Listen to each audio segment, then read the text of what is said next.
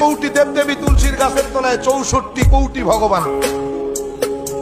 আমি 21 বছর গবেষণা করে বেদ, পুরাণ, রামায়ণ, মহাভারত, জেন্দাবেস্তা, স্মৃতি শ্রুতি, মনুসংহিতা, শ্রীমদ ভাগবত গীতা, রাজভোগ, কালীভোগ ছাড়াও অসংখ্য কিতাবাদি গবেষণা করে 44,441 খানা মন্ত্র পড়ে 30,000 মন্ত্র মুখস্থ করে দেখলাম তাদের ধর্মগ্রন্থে কোথাও।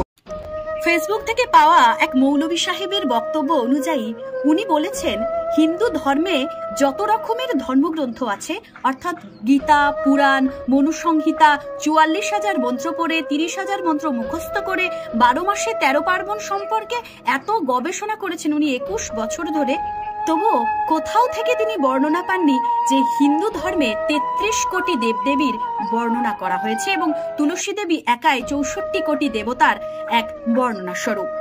প্রথমেই ওনাকে আমি ধন্যবাদ জানিয়ে নেব, উনি একজন মুসলমান হয়েও আমাদের এই হিন্দু শাস্ত্র এবং ধর্ম গ্রন্থগুলোকে পড়েছেন এবং অনুধাবন করেছেন। একজন সনাতনী মানুষ হয়ে আমারও কিছু বক্তব্য আছে। এই 33 কোটি দেবদেবী আসলেই কি? কথায় কথায় বলে থাকি 33 কোটি দেবদেবীর কথা। আসলে এই 33 কোটি শব্দের অর্থ কি? এটা কি কোনো সংখ্যা তত্ত্ব, নাকি 33 কোটি শব্দের অর্থ 33 করোড়? না, একদমই তা নয়। 33 কোটি শব্দের অর্থ কখনোই 33 করোড় নয়। তাহলে কি? এখানে কোটি শব্দের অর্থ হলো পুরাণ মতে ভাগ বা শ্রেণী, আর বেদ মতে কোটি শব্দের অর্থ হলো প্রকার বা ভেদ। অর্থাৎ দেবদেবীর যে 33 প্রকার ভেদ রয়েছে সেটার বর্ণনাকেই 33 কোটি স্বরূপে চিহ্নিত করা হয়। এবারে আমি জেনে নেব এই 33 কোটি দেবদেবীর প্রকার ভেদে কারা কারা রয়েছেন। 33 কোটি প্রকার ভেদে রয়েছেন অষ্টাবসু, 11 রুদ্র, 12 আদিত্য এবং ইন্দ্র আর প্রজাপতি।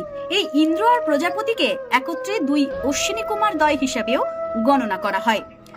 এবারে আসি এই অষ্টাবসু কারা কারা। অষ্টাবসু হলেন আমাদের আত্মাকে যিনি স্থায়ী করেন। এই অষ্টবসু হলেন ধরা, জল, অগ্নি, বায়ু, আকাশ, চন্দ্র, সূর্য এবং নক্ষত্র। এরপরে আমরা জেনে নেব 11টি রুদ্রের কথা। এই 11টি রুদ্র হলো আমাদের শরীরের 11টি অব্যয়। আমাদের শরীর থেকে যখন এই 11 অব্যয় নির্গত হয় তখন একটি মানব শরীরকে মৃত বলে ঘোষণা করা হয় এবং তখনই আমাদের প্রিয়জনেরা আমাদের শোকে পাথর হয়ে ওঠেন। আমরা সত্যি কি জানি এই 11 রুদ্রকে আসলে কোন কোন নামে অভিহিত করা হয়? এই 11 রুদ্র হলো পান, আপান, ব্যান, সমান, উদান এবং নাগ, কুর্ম, কিরকল, দেবদত্ত এবং ধনঞ্জয়। এদের মধ্যে প্রথম 5টি হলো প্রাণ রুদ্র এবং দ্বিতীয় 5টি হলো উপপ্রাণ রুদ্র, আর 11 নম্বর রুদ্রের নাম হচ্ছে জীবাত্মা।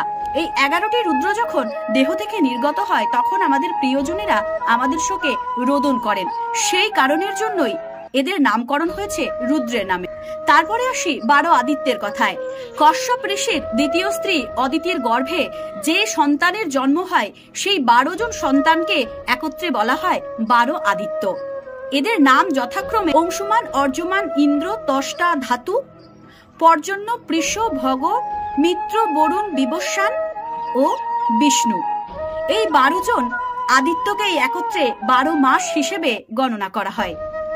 পরবর্তীতে 32তম দেবতা হলেন ইন্দ্র এবং 33তম দেবতা হলেন প্রজাপতি, যাকে আমরা একত্রে অশ্বিনী কুমার দ্বয় নামেও চিনে থাকি। 32তম দেবতা হলেন ইন্দ্র, যা আমাদের বিদ্যুৎ বা শক্তির যোগান দেয়, এবং 33তম দেবতা হলেন প্রজাপতি, যার মাধ্যমে আমাদের বায়ু, দৃষ্টি, শিল্প এসব কিছু উন্নত হয়। হিন্দু ধর্মে অনেক কিছুই আমরা অনেকেই জানি না। সেই সব নিয়ে আলোচনা করার জন্যই আমার ভিডিওগুলো আপনারা দেখতে পাবেন। যাদের ভালো লাগবে ভিডিওগুলোকে শেয়ার করে অন্যদের কাছে ছড়িয়ে দেবেন, কারণ একজন সনাতনী হিসেবে সনাতন ধর্মের সঠিক ব্যাখ্যা এবং তার বিশ্লেষণ জানা আমাদের প্রত্যেকের কর্তব্য। ভালো থাকবেন।